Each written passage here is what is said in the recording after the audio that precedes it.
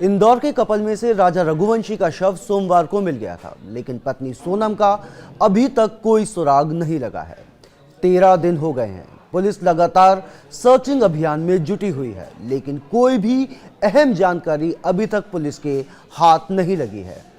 राजा रघुवंशी पंचतत्व में विलीन हो गया है। परिवार का रो रो के बुरा हाल है।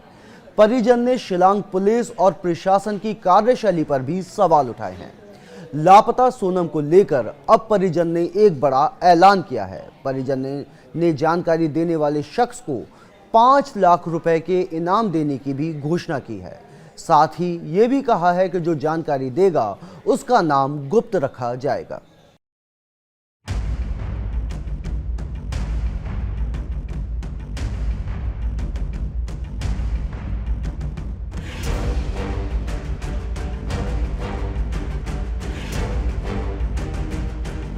अरे मेरी बच्ची कहीं भी है, जल्दी से जल्दी ढूंढ के ला दो, मेरे को सही सलामत चाहिए। मेरा जमाई तो चला गया।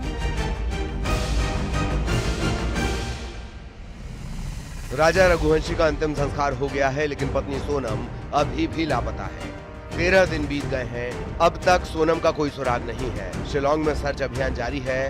अब ह्यूमन ट्रैफिकिंग के आरोप लगाए जा रहे हैं। इस बीच राजा और सोनम का आखिरी सीसीटीवी फुटेज सामने आया है। 22 मई को राजा और सोनम शिलांग के एक होटल में आखिरी बार जाते हुए दिखाई दिए। इसके बाद से दोनों अचानक लापता हो गए थे।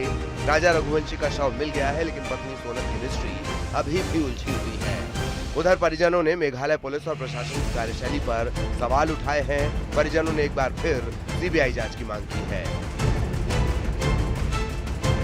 पुलिस सरकार जो है, मेघालय पुलिस सरकार जो है, वो लोकल पुलिस जो है, जो एक्शन ले रही है, वो एक्शन ऐसे लेते रहेगा कभी तो आगे सोनम को भी इसी हालत में कोई देंगे फिर तो, कि वहाँ की पुलिस तो अभी तक मानने राजी नहीं है, तो यहाँ पे ऐसा कुछ हो सकता है। जो मैं खुद से वो देख के आया हूँ और वहाँ के लोकल्स लोगों का कहना यही है, तो हम जो कुछ आगे बताते का भी है तो प्रशासन हमको भी तकलीफ देगा।